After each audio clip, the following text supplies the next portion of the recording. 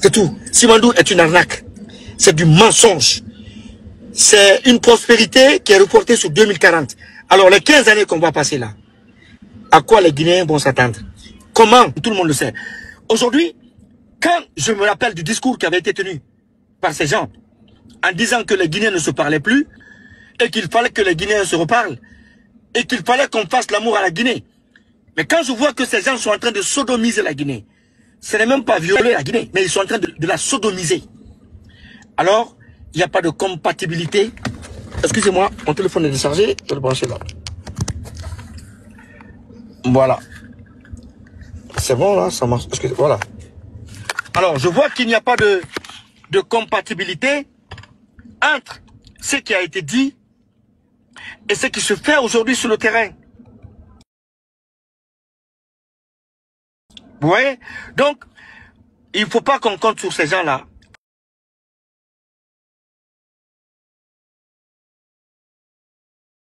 Ils vont quitter le pouvoir d'une manière ou d'une autre.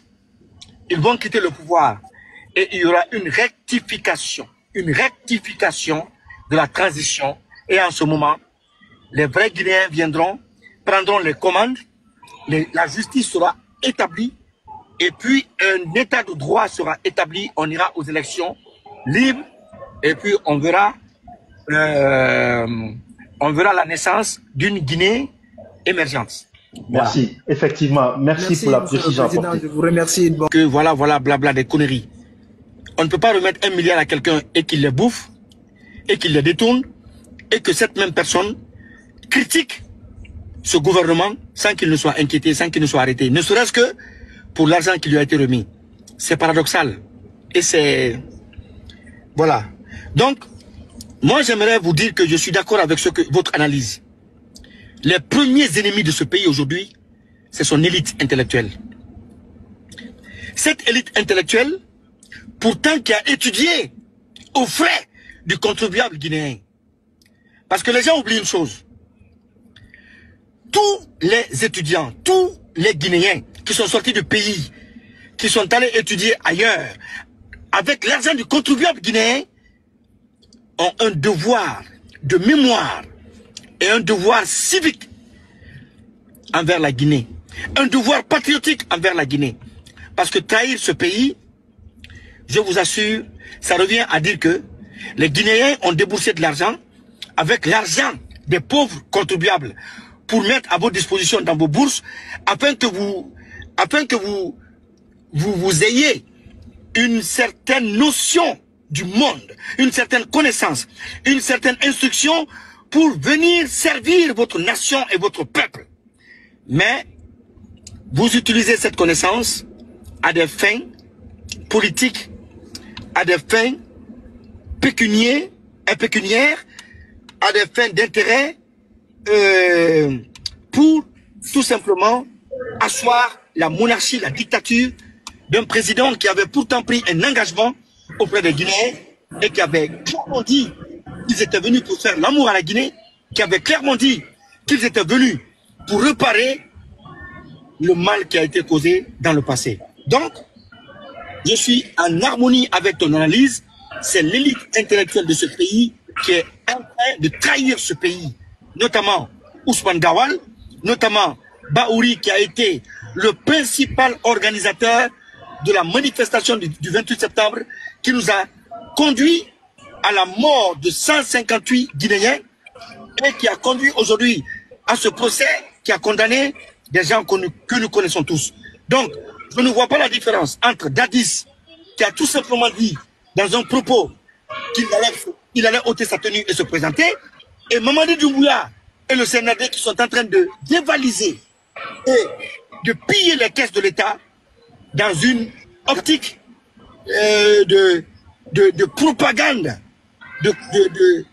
comment je vais appeler cela, de pré-campagne déjà qu'ils sont en train de faire. À Mamou, à Boké et dans plusieurs villes de l'intérieur du pays. Donc je suis en harmonie avec ton analyse. C'est bien ça. Merci bien, monsieur Eli Kamara. Rapidement. C'est pas parce que moi je suis dans une belle voiture, une belle maison, que je vais oublier la vie quotidienne du peuple. Ces artistes ont trahi la déontologie de l'art. Ces artistes ont trahi la mission de l'artiste. Donc, moi, ce que je pourrais leur dire, c'est qu'ils n'ont qu'à comprendre une seule chose. Ils sont en train aujourd'hui de faire l'apologie du crime. Ils font l'apologie de la dictature. Ils font l'apologie de la monarchie de Doumbouya et du CNRD. Demain, je vous assure, ils vont tous répondre devant la justice. C'est clair. Merci. Merci pour cette réponse.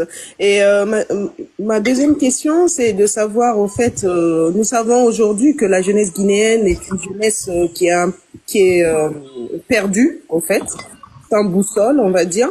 Et qu'est-ce que vous pensez qu'il faut faire pour leur réveil de conscience? Mais est-ce que l'éveil de conscience, c'est pas ce que est-ce que c'était pas ce que j'ai fait depuis que j'ai commencé à chanter? C'est ce que j'ai fait.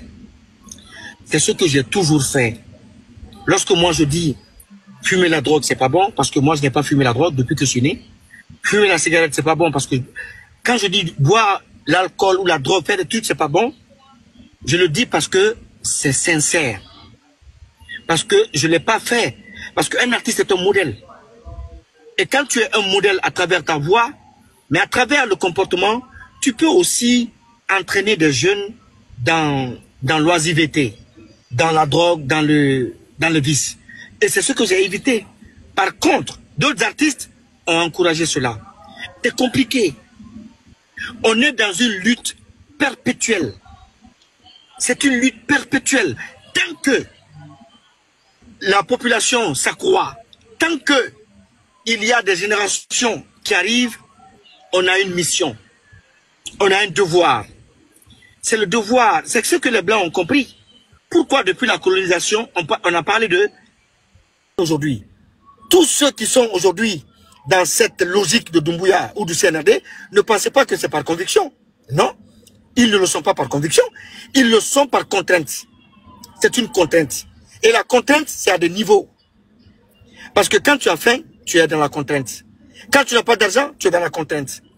Quand tu n'as pas de boulot, tu es dans la contrainte. Parce que celui qui te donne le boulot, qui te donne à manger, qui te donne l'argent, c'est lui qui décide de ton sort. Donc, il faudra que ces gens-là comprennent que tous ceux qui les acclament aujourd'hui ne sont pas dans leur idée. Ils sont plutôt dans la contrainte. C'est tout. Simandou est une arnaque. C'est du mensonge.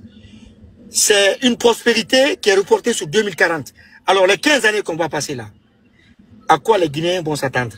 Comment on va impacter le pouvoir d'achat du Guinéen? Parce que tout dépend de là. Tout dépend du pouvoir d'achat du peuple de Guinée.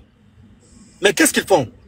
Au lieu d'essayer de jouer sur le pouvoir d'achat afin que le Guinéen, le panier de la ménagère, soit flexible et tout, qu'est-ce qu'ils font?